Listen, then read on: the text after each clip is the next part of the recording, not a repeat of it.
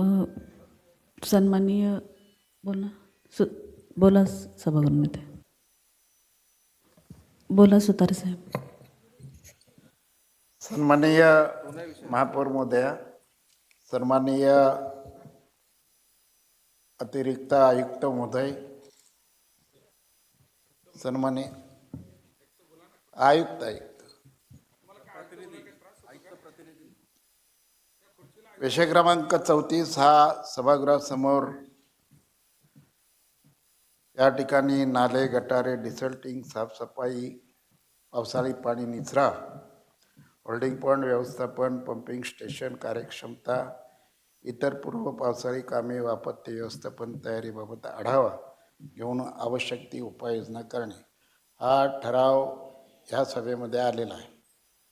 आता ठराव खरं म्हणजे पाहता ही प्रशासनाची नैतिक जबाबदारी आहे की ह्या ठिकाणी बहुतेक सदस्यांनी त्या ठिकाणी आपापल्या प्रभागातील व्यथा त्या ठिकाणी मांडल्या गेल्या, परंतु प्रामुख्यानं या ठिकाणी जर डिसल्टिंग प्रत्येक नाल्याचं मेजरमेंट गावगावठाण असेल, झोपडपट्टी असेल, त्याच्यातले तसेच मुख्य नाले असतील, याचं मेजरमेंट त्या ठिकाणी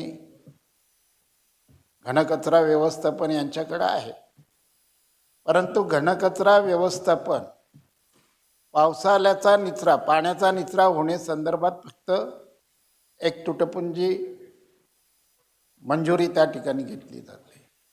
माझं म्हणणं की त्या अगोदर मुख्य नाला असेल, उपनाले असतील, त्या नाल्याचं आकारमान, त्यामध्ये असलेला गाळ, त्यावेळी जर तुम्ही त्या ठिकाणी 10 गाड्या जर गाळ निघत असेल आणि एकाच गाडीचं दिलं तर तो कॉन्ट्रॅक्टर काय करणार? आणि म्हणून ॲक्च्युली मेजरमेंट प्रत्येक गटाराचं त्या ठिकाणी घेऊन त्या पद्धतीनं ती उपाययोजना करायला पाहिजे असं माझं मत आहे. दुसरी बाब म्हणजे की रेल्वेची लाईन जी गेलेली आहे, त्या रेल्वेच्या लाईनच्या माध्यमातून त्या ठिकाणी रेल्वेने कोणत्याही पद्धतीचं पाण्याचा निचरा किती आहे याचं अवलोकन कधीही केलेलं नाही आणि त्याने सरळ पाईप कल्वर्ट टाकलेले आहेत. माझं असं म्हणणं आहे की प्रशासनानं नवी मुंबई क्षेत्रामध्ये रेल्वे हद्दीमध्ये ज्या ज्या ठिकाणी पाईप कल्वर्ट असतील त्या ठिकाणी RCC कल्वर्ट चालू ह्याच्यामध्ये सुद्धा पुश कल्वर्ट त्या ठिकाणी करू शकतो. अशा पद्धतीनं उपाययोजना त्या ठिकाणी करणं गरजेचं आहे.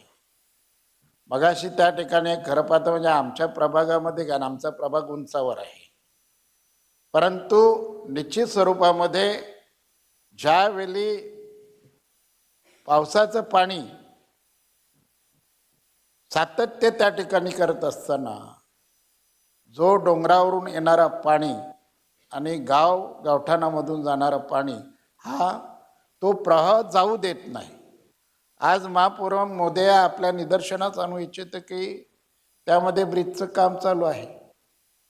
आताच आपण डिसल्टिंग करतोय आणि तिथंच ब्रिजचं काम चालू आहे. ती डिसल्टिंग माती त्या ठिकाणी खोदून टाकलेली आहे आणि उद्याला त्या ठिकाणी तो पूर्ण नाला भरल्यानंतर आमचा टिंबर मार्केट भाग आहे, त्यामध्ये पाणी साचण्याची शक्यता आहे आणि म्हणून ते ब्रिजचं काम त्या ठिकाणी थांबवलं पाहिजे आणि जर त्या ठिकाणी माती टाकली असेल तर ती माती डिसल्टिंग करायला लावली पाहिजे. अशा पद्धतीची मी या ठिकाणी सूचना करतोय.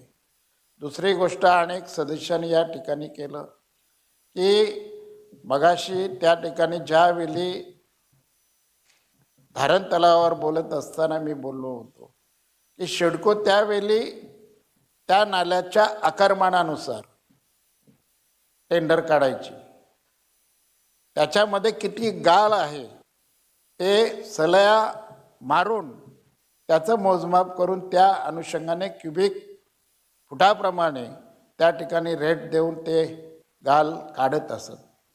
आणि म्हणून त्या ठिकाणी, परंतु महापालिकेकडे हस्तांतर केल्यानंतर त्या ठिकाणी पाण्याला वाट करणं याच्या व्यतिरिक्त त्या ठिकाणी 1-1.5 लाखाचं, 2 लाखाचं, 5 लाखाचं अशा पद्धतीनं छोटे छोटे कॉन्ट्रॅक्ट त्या ठिकाणी काढले जातात. आणि मग आपण या ठिकाणी ओरड करतोय की पाणी सस्ते. जर उद्याला त्या ठिकाणी त्या पद्धतीनं जर काम काढलं तर निश्चित स्वरूपामध्ये गटाराचा तल त्या ठिकाणी दिसेल. आता ह्या ठिकाणी एवढ्या मोठ्या नवी मुंबई क्षेत्रामध्ये त्याचं परीक्षण कोणी करायचं? परीक्षण SI करणार. माझं म्हणणं की त्या ठिकाणी जर उद्याला पाणी साचलं तर आणि त्याला पुरेसा निधी जर गाल काढण्यासाठी दिला तर त्या कॉन्ट्रॅक्टरला आपल्याला जबाबदार धरता येईल. परंतु तशा पद्धतीचं नियोजन करणं गरजेचं आहे.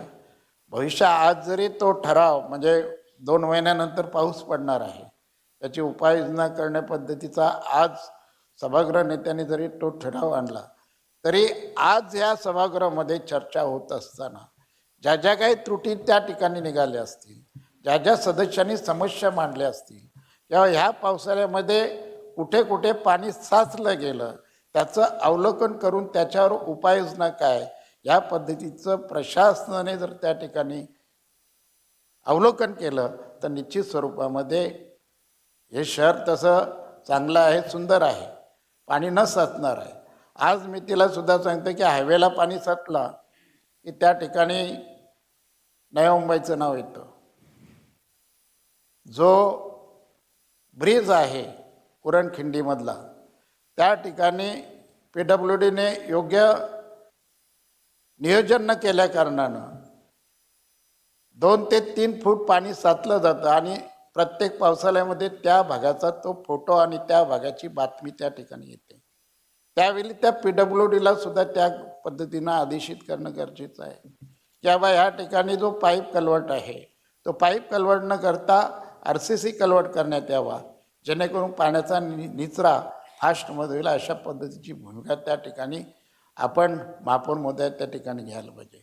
आज जरी ठरावाचा जो आला तो पुढच्या वर्षी निश्चित स्वरूपामध्ये ते इम्प्लिमेंट होईल. जानेवारी महिन्यामध्ये त्याच्यावर त्या ठिकाणी विचारविनिमय करणं गरजेचं आहे आणि भविष्यामध्ये या ठिकाणी नवी मुंबई क्षेत्रामध्ये पाणी साचणार नाही अशा पद्धतीची खबरदारी ही आम्ही सभागृहामध्ये लोकप्रतिनिधी आणि लोकांचे प्रतिनिधी म्हणून आहोत त्यावेळी आमची सुद्धा नैतिक जबाबदारी आहे. आणि ह्या दृष्टिकोनातून प्रशासनाने ज्या ज्या सदस्यांनी काही सूचना मांडलेल्या आहेत त्या पद्धतीनं त्याची अंमलबजावणी करण्याच्या दृष्टिकोनातून तातडीनं पाऊल उचलावे अशी मी विनंती करू. धन्यवाद. लेटेस्ट अपडेट्स और ताजा तरीन खबरों के लिए TV1 इंडिया लाइव को सब्सक्राइब कीजिए और नोटिफिकेशन पाने के लिए बेल आइकॉन को दबाना मत भूलिए.